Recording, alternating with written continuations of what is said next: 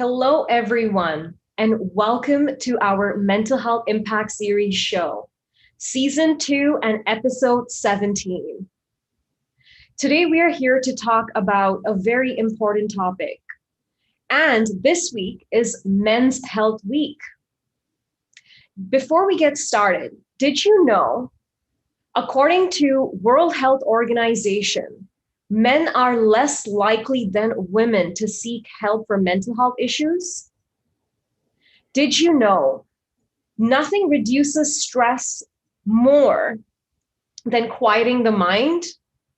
When the mind is quiet, the stress response is shut off in the body, and calmness and relaxation are amplified. Did you know that if you quiet your mind for 5 minutes twice in a day, it strengthens our immunity system and builds resistance to illnesses and stress-related diseases? Quieting your mind can improve concentration, mental clarity, and it enhances creativity. Today, we have a very special guest with us, Aidan Lazzarotto from Toronto, Ontario. We will be talking about the power of a quiet mind. A little bit about Aidan before we bring him on. Aidan runs a transformative coaching practice here in Toronto. He works with clients internationally via Zoom. He has a holistic approach, drawing on diverse practices he has studied to help his clients make deep and sustainable change. He works with his clients on managing and reducing their stress, cultivating their energy and attention, building meaningful and lasting relationships, and creating a successful career that they love. He helps them find the confidence and creativity that they seek. Through coaching, he guides them to experience the power of a quiet mind. Without any further ado, welcome Aidan to our show. How are you doing today? Doing well, Anshul. Thank you so much for having me. It's a pleasure to be here with you and talking with you again. Of course, it's such a pleasure to have you here. Could you tell our audience a little bit more about your background, Aidan? Yeah, for sure. So, I mean, if I had to give myself some names, I'd probably say poet, writer, coach, storyteller, speaker. Personal development has been a big part of my life since I've been 8 years old. I grew up on, Jack Canfield, as I'm sure you know. And I think that's actually where we met, was at a Jack Canfield event. And people like Brian Tracy and all that kind of stuff, listening to audio tapes as a kid. And so what I do, I like to say what I do is the art and science of personal development. And so the art is these elements of what makes us unique, what makes us what we're here to express in the world. And so we have, your story. What is it in your story? What is it about your strengths? What is it about what you care about, your passions, your values that shape who you are and the magic that you'll express in this lifetime? And so I help people on an individual level discover that story. I help companies tell a powerful story that engages their audience, bringing in some of the poeticism, some of the writing, some of the storytelling. And then there's the science of personal development, which is, again, that power of a quiet mind. So what's the science? Well, it's what's universal. It's what makes us the same. We all have this mechanism of a mind, of consciousness, and of thought. We all have the ability to create our experience in the world through our thinking. And it's not a game of control. It's actually a game of release and being with what is. And so I tend to use a lot of metaphors and humor because they tend to bypass the logical mind. And so metaphorically, I might say that I help people find heaven on earth, peace in this lifetime, right? You don't need to die to get to that quiet state. And sometimes I think one thing I've found I've been pointing people to a lot lately is with the quiet mind is aiming for a sense of spaciousness rather than stillness. Because some people are quite fidgety. They're quite, they run on a high octane fuel, let's say. Yeah. And sometimes this idea of like going for stillness becomes a combative experience with what's in our mind.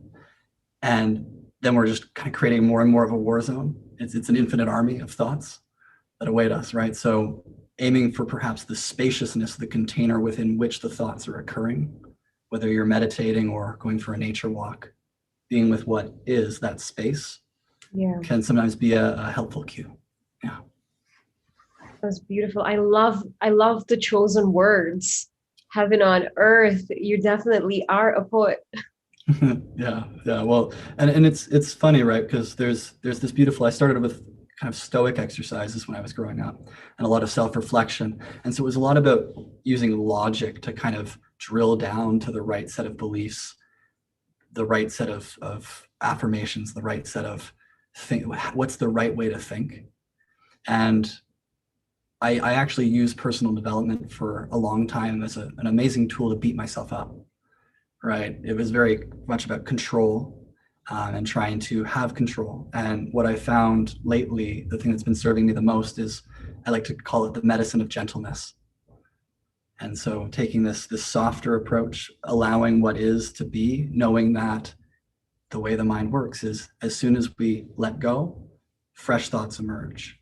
And that ever new cycle of fresh insights, fresh thoughts that are there to serve us in that moment flow again, right? And so we can trust that is the case. And I don't need to control and make sure I have all the right beliefs and I'm doing all the right things. If I'm with what is, I'll see the fresh things relevant to the moment emerging. It's often where my best insights, my best poetry, my best anything comes from, right? That's so profound. And like quieting your mind is a practice. Wouldn't you say? Like it's something that takes time for you to embody. It's not something that could just happen, especially if your thoughts are racing and have been for a very long time. Having said that, you mentioned that you've been in this field of personal development since a very young age, right? This is a mental health show, right? And over here we talk about how people have transformed their journey. And so I want to ask you, Aidan, what brought you here today? How did you hear about us? And if you can just shed a bit of light on what brought you here today. For sure, yeah. I'll say just to the first thing you said, which is the way I see it is that our innate state, who we are at our core, is a quiet mind. And so it's about being with that and returning there rather than trying to seek that out. I'm big on like not putting a distance between us and our goals. And what I find when I work with clients is inevitably they can return to that place, and it feels like a return rather than something brand new. Yeah, and so what kind of brought me here, I have this story I call the Ice Mound Story. And so I remember being, I think it was 7 or 8, I was in grade 4 or 5, or I was on my grade 4 or 5 playground at least. And I was on top of this ice mound. It was winter, and you know how they would plow the snow and they'd stack up these big mounds of ice and snow. And my mom asked me what I wanted to do with my life. And I remember looking out over the playground very wistfully, and I had a stick in my hand and I like put it down almost like a staff. And I just was in this feeling, and I said, I'm going to change the world. And I didn't know what that meant at the time. I just had a feeling, and those were the words that came out. And fast forward until, in my 20s was when I really understood what that meant. And for me, coaching is a way to change the world, because I work with other people who have that ambition, whether it's on a small scale or a large scale. I like to say my clients care deeply and want to have an impact on the world around them, whether that's their family, their community, or their country, or maybe globally. And so for me, being able to support people in that's been a huge part of my life since I've been a kid, is bringing that sense of care. I'm really inspired by my grandmother who passed last year. I would say she embodied the spirit of genuine care. And I think that's something she really, in a sense, raised me in many ways. She's a huge part of my life. And I think that's something I got from her, was this real sense of care and a desire to help people. So that's kind of how I got into kind of the way I work now. But how I got into personal development was my mom had Brian Tracy tapes at home, right? So, like power of positive thinking, commitment, these kinds of things. And I got bullied a lot growing up. I was really, really suffering. I dealt with a lot of suicidal ideation. And for me, listening to those tapes, she'd play them. And then by the time I was 11, I was playing them myself back to back. Because that was really the only time I felt well. That was one of the few times, not the only times, but one of the few times I felt well in a way that I could actually produce myself, that I could touch through my own effort. And this story, I like to call the Crossroads Story. There came a point, I think it was around 11 or 12, where I had this, I almost like blacked out, and I saw kind of almost like two corridors stretching in front of me, and to the left and to the right. And one path, the one to the right, I could see that was the path where I threw myself into personal development, and I took it on. And I saw that I'd suffer a lot, but that I'd live. And the other path was where I didn't do personal development, and I saw myself taking my own life. And so for me, it didn't really feel like a choice. That felt like a message. And I wanted to live. I was in touch with the aliveness in me. It wasn't so buried that I couldn't hear it. And I wanted to live. So for me, personal development was that I suppose, a choice in self-care. Even if there were many times I used it in a self-critical way, I used reaching goals. Your own habits kind of show up in the way you use personal development. That's why it can be helpful to have a professional to be kind of guiding your journey too. But for me, it wasn't a choice in my mind. It was, I want to live. These are the tools I have available, because I didn't have therapy. I didn't have anything else. And so for me, it wasn't a choice. It was, I want to live. Yeah.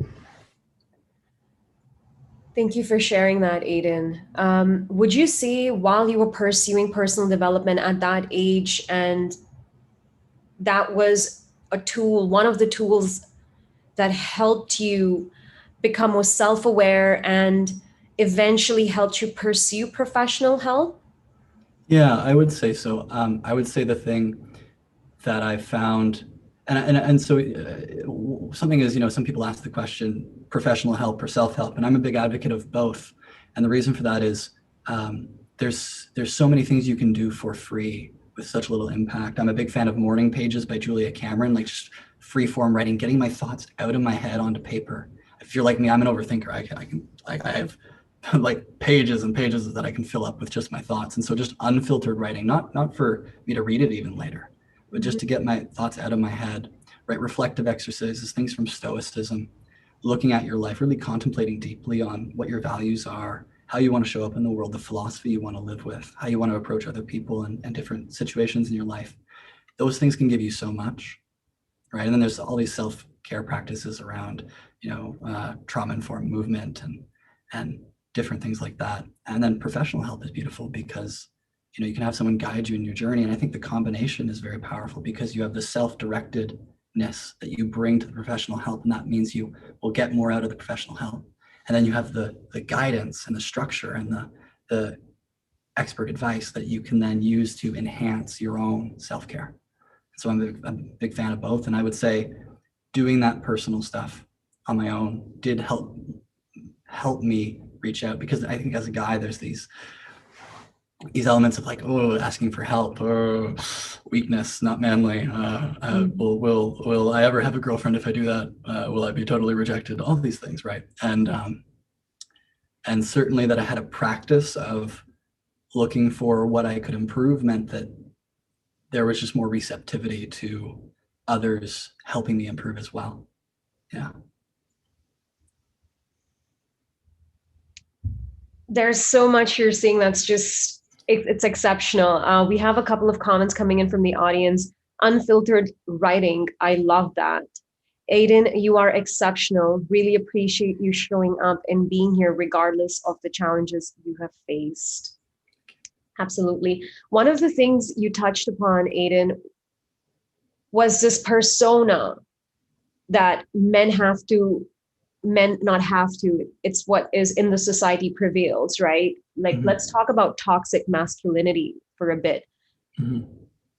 Since it is Men's Health Week, how do we better understand and connect with the men around us? Let's start with that. Yeah, and so something I like to always start with is myself, and I know a few guys I've met, we're not fans of that term toxic masculinity. I know some guys aren't bothered by it, but I always found that term created a barrier for me with accessing help. And part of that is, I mean, as a poet, I'm quite sensitive to the use of language. And for me, it sets up for me in my mind as the way I hear that is this implication that there's something toxic inherent to masculinity. And I think for me, I know what people are pointing to. I know what people are trying to do with that. So I'm not trying to criticize, but it's what we're pointing to is toxic that men are expressing would be toxic if women expressed it as well, right? It's not inherent to masculinity, because what is truly masculine, what is truly feminine is beauty, is expression of life, is aliveness. And so for me, I guess I grew up in a house, and we're going to talk about my dad a little bit, of course, but my parents separated when I was quite young, and there was a lot of negativity between both the parents, as best they tried to manage, their own situations. And I think growing up with my dad, it was hard to relate to masculinity in a healthy way, as if there was a healthy masculine. And so when I heard that term toxic masculinity, it just pulled all that negative relationship I had with masculinity. It kind of felt like it encouraged me to hate, like, that I was a man and born a man. And so I prefer to point people to using very specific language, like, hey, not asking for help hurts yourself and the people around you. Like, what is the specific behavior, right? Because just when we generalize it kind of creates associations. It can create some of those barriers. And part of what I would like to say to guys with this is, right, mental health isn't a conversation about power. And sometimes I was once asked to run a men's empowerment group, and I felt like it would be a controversial, because do men need to be empowered in our society today? And where I like to shift the conversation is it's not about power. It's not about acquisition of power. It's about well-being. And that really should be the focus of our conversation when we're talking about mental health, men or women, is this is about well-being, not power, right? And I mean, if you came up to me and said, men should be empowered, or you came up to me and said, men shouldn't be empowered, like, we could go back and forth on that, and tons of people would have different opinions. But if you came up and told me that men shouldn't be well, I wouldn't slap you across the face, but I might want to, right? Like, it's very much, it's a hard thing to argue against. Like, why shouldn't men be well? Why shouldn't women be well? If we make it about well-being, it's not divisive. If we make it about well-being, it's why isn't that our birthright as people? Mm-hmm. Right? Regardless of our gender, regardless of our beliefs, regardless of our orientation, everyone should be well. Period. End of conversation. Yeah. Right? Yeah. So how do we better understand and connect with the men around us, Aidan? Yeah. So I think one thing I like to share on that is words are a secondary articulation. Yeah. When I'm coaching, I tell people, I forget whose quote it is, but there's someone who says, words are dangerous. I think it was, what's his name? I forget his name off the top of my head, but he said, my thing is words. He's like, there's artists, there's painters, there's all these people who express beauty. My thing is words, but words are dangerous because you might listen to them. And so it's not the words, it's what the words are pointing to. Like, a painting points you to an experience. Words point you to experience. But if we get caught up in the words, it can be quite dangerous. And I think men especially are not conditioned to grow up with emotional vocabulary and all these different tools. And physicality is actually a primary articulation. It's what we have as babies. We let out sound, whether that's grunting or crying, or we learn to articulate our bodies, right? I studied kind of how babies move as part of a course I took, and it's called dynamic neuromuscular stabilization. And it's how babies learn to articulate their limbs so they can roll and crawl and then start to stand up and walk. And so movement is this first language we learn, right? People's energy, our sensitivity to how people are with us, regardless of their words, right? Saying, I hate you versus I hate you. A baby picks up on the energy more than the words. And so I think when we're trying to create space for men to get help, if we require them to learn an entire language, like how do they have to get good with talking to ask for help, or we require them to adopt our our language, whether that's toxic masculinity or anything else, it creates a barrier because that might not be the language that is inherent to them that they are conditioned to using. And so trying to learn their language as best we can. I happen to do well with words. I write poetry. I mean, that maybe is an exception, but for a lot of guys, it's like, what's their body language like today? Mm-hmm. Right? What's the are they coming from this state of higher energy and like they want to go out and work out and run or play a game of sports, some kind of sport game with their friends, whether it's football or soccer or tennis, or are they not really feeling up for a workout? Are they feeling low energy? Are they slouching? Are they kind of gazing off a lot and don't really look like they have a happy expression on their face? So looking for things like that, I think, will help us in this conversation with men a lot more. Yeah. And then for guys, not feeling like you need to have the right language to know how to ask for help. The intention's enough. Yeah. That's beautiful. We have a question here from the audience, Aidan. Sure. How can we, I love this, how can we change the narrative from man up to speak up? So I think a big part is not ignoring the legacy of our species, right? So part of how we survived was through a division of labor. And is that right or wrong? It's not a moral judgment. It's just that men have throughout history been required to be warriors, soldiers. Like I like to call it the good soldier, the hunter. It requires doing things that put your life at risk for the people you care about, right? What is it to go to war? It's a crazy thing, war, right? But it, in essence, requires a suppression of one's own desire to become this good soldier, this servant to the collective, and it's just when I think of this role of provider, I mean, that's something that's haunted me throughout my life, even though I'm not married and don't have kids. It's just the idea that I might one day need to be a provider. So how do I set up my life around that? And that doesn't leave a lot of space for my own art and my own expression and my desire and what I care about and what is meaningful to me and the difference I want to make in the world. And I think just asking men more often, what do you care about? Like I can look back on all my relationships and I don't think I would have ever been asked what I care about outside of being evaluated for whether I'd be good in a provider role, right?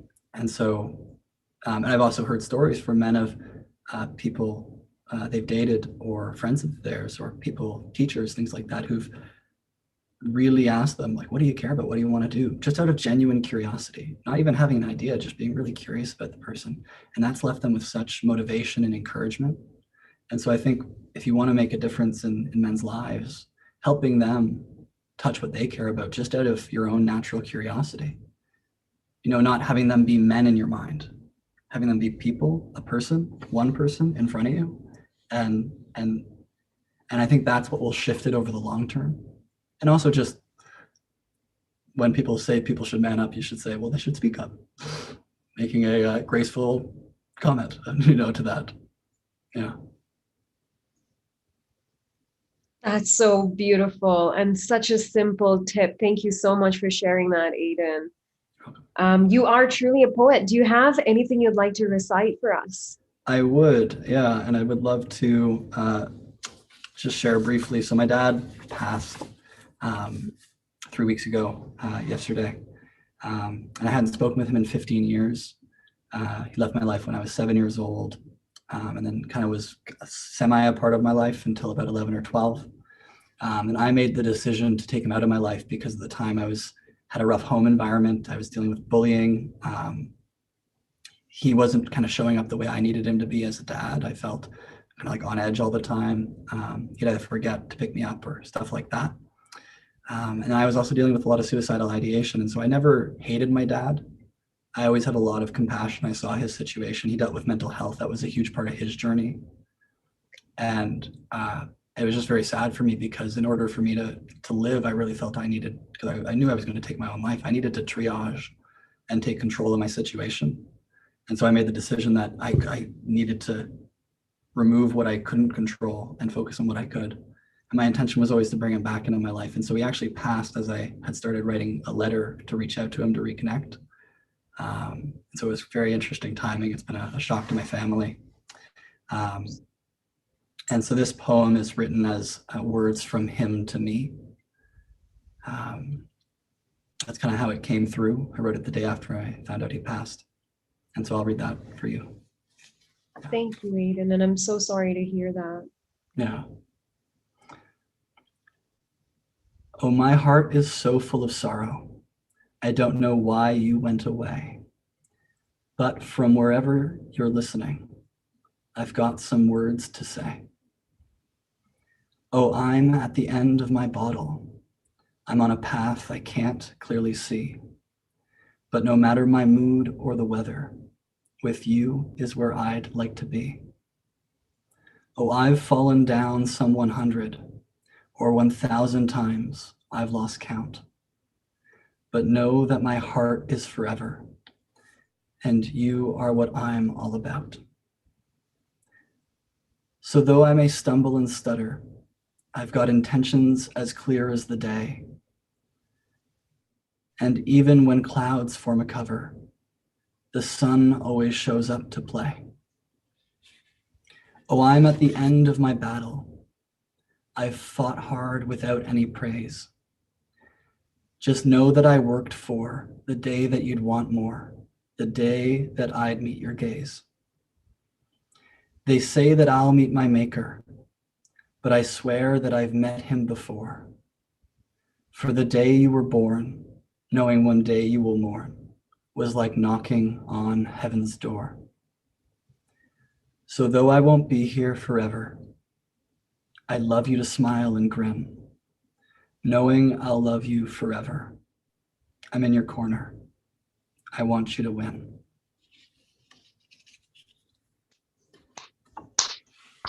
That was incredible. That gave me the chills. We have a couple of comments rolling in from the audience. You are incredible, Aidan. Thank you for sharing your story and being an inspiration to many. Another comment, that's beautiful, Aidan. You've shared such gems of insights. Thank you so much for sharing your truth and being so real today. That was a beautiful, beautiful share, Aidan. Thank you so much. I can't wait to read your book. Yeah, well, actually, if people want to, they can, if you go to my website, aidanlazzarotto.com, there's a newsletter, no news. It's actually just going to be reflective exercises I send out on a weekly basis. It'll launch later this year. But that's also where I'll put news of poetry books when I launch them. That is something I'm working on specifically. So if you want to stay up in the loop for the poetry, that's the place to go. You are exceptional, Aidan. How has the last couple of weeks been like for you? And if you don't mind me asking, coping with Sure. the loss of your father and, not getting that opportunity to reconnect with him, like you mentioned. Yeah, I mean, so I spoke with him in my prayers. That was how I kind of connected the day of, and what I thought might be many years of difficult human conversation. Felt like it happened in an instant, right? Said he loved me, lots of forgiveness both ways. Told me not to hold back. Kind of felt like I had that encouragement that I never really felt I had growing up. And then that poem came through, and that, I was just crying a lot. I have tears in my eyes now, and I just was crying a lot. I'm Irish, so the whole keening process is like lots of crying. And it was very different from when my grandma passed a year ago. We had very different relationships, but I found I just haven't done the essential work these last couple of weeks. I've barely been able to get anything done. Even if I've sat at my desk all day, I'm just letting myself have that space to be wherever I'm at. I tell people with grieving, people say it must be so sad or it must be so disappointing you don't get to speak with them again. And I say it's never just one thing, right? I try not to label it even. I just be with what is, because I know that a new experience and sensation awaits me on the other side, and each one is so beautiful. Like my sadness isn't any less beautiful than being happy, right? If I'm not judging it, there's nothing wrong. So just being with what I'm feeling, right? You're not broken. You're a human being. We're not broken as human beings. They're feelings, they're here for us. Feel them, and they'll point you in the right way. That was beautifully said. That was beautifully said. Thank you, Aidan, for sharing that. There's a lot in this conversation that I believe can help so many people, whoever is tuned in, people that will come back and watch this interview. So I want to thank you from the bottom of my heart for keeping it real and opening up the space for many to just talk about themselves, whether you are a man or a woman. Having said that, if we're able to wrap up this discussion, Aidan, with summarizing some basic tips on how can we quiet our mind, what would, if you can just perhaps list out 3?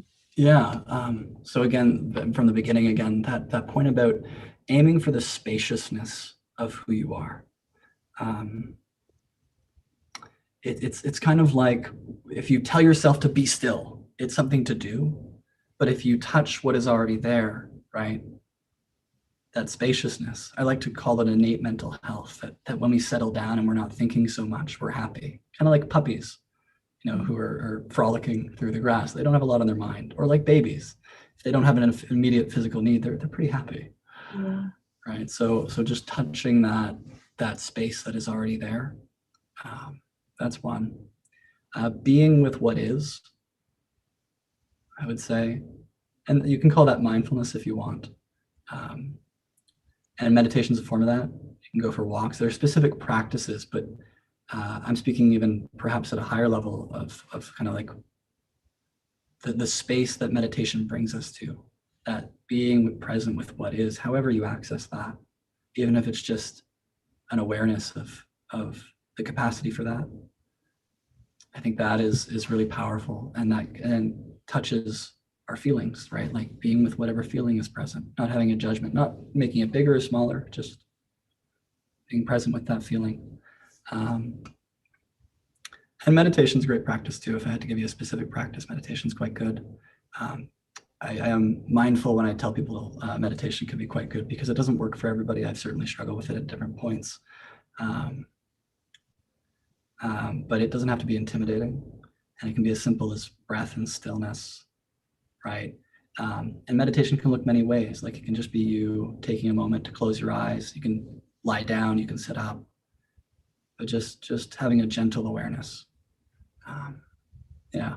So those are kind of almost the same point, but talking about it from different angles, right? That spaciousness, kind of bringing a gentleness to what is present for you, right? That medicine of gentleness, and then maybe a specific practice that works for you, maybe a nature walk, maybe a guided meditation, maybe breath awareness, maybe journaling. I'm a writer. I love to write. The morning pages practice is great for me, right? It's really, really mindful.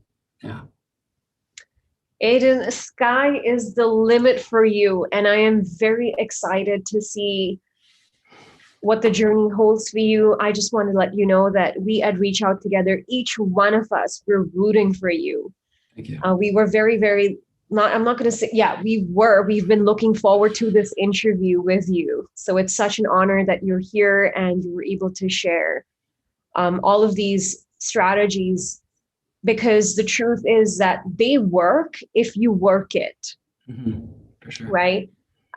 What's the one message, if you could leave with someone, perhaps someone who's tuned in? Yeah. Man or a woman or however you identify, right? Like this goes beyond gender or sex. It's like, you're not broken. Really, you're not broken. I spent 17 years doing personal development wrong. So please learn from my experience and my mistakes. I used it to beat the hell out of myself, right? And because it was built upon this assumption that I was broken, that I needed to fix something, that there was something wrong with me. And so I needed to set goals to be better. I needed to find affirmations to fix what was wrong. And there was nothing wrong but for my thinking, right? I like to say, there's a deeper nature. Who we are at our core is unbreakable. And for me, all these meditation, all these different tools are about touching that. And so I would encourage you to hold that as the base premise of any work you do. that you're not broken, even if you have a diagnosis. These are just words and labels we give to particular sets of symptoms. It doesn't make you broken, right? I have my own, everyone, we all have our different psychologies, and it doesn't make you broken if you have a psychology. It's so just keep digging towards that deeper nature, right? You're a human being, it's there, I guarantee you. And you will see when you touch that, you will see your wholeness. Thank you. One comment from the audience: who we are at our core is unbreakable. Love that. Thank you so much for being here, Aidan. Thank you to the audience that's taken the time today to join us, support mental health discussions every week. From the bottom of my heart, I want to thank you. Because if you all, we keep these conversations going. Our vision at Reach Out Together is to heal the world together, conversation by conversation, community by community. Absolutely. You go, Aidan. Do you know what this stands for? I do. It's together. There's the circle, which is the world, and I forget what the orange means. And then there's also a little heart. I don't know if that was intentional. It was not intentional. We just, so this is in sign language. This means together. Yeah, for sure. You can see that's the logo, right? Exactly. And the circle around it symbolizes the world. Color in color healing therapy brings out feelings of warmth and happiness. Mm-hmm. And our vision is to heal the world together. Beautiful. And I believe we did that today. Yeah, and hopefully people will come join us at World Reach Out Together Day. Yeah. Yes, absolutely. So before we wrap up, where can people contact you if they would like to reach out and further the discussion with you? Yeah, for sure.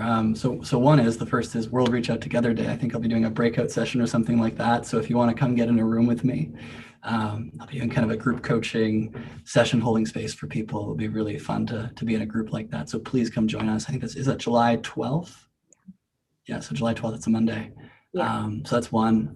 If people are interested in working with me or learning more about my services, on my website, there's a contact form, so aidanlazzarotto.com. Offer a free 20-minute consultation to just see if working together is the right fit. For me, I never like to pressure people into working with me. It's always finding out if I'm really able to be of service, and if not, me pointing them to another resource, such as Reach Out Together or somewhere else where they can find more resources, right? And then additionally, my newsletter, Reflections, no spam, no news. It's just going to be weekly guided personal development exercises, as well as updates on any book writing or poetry.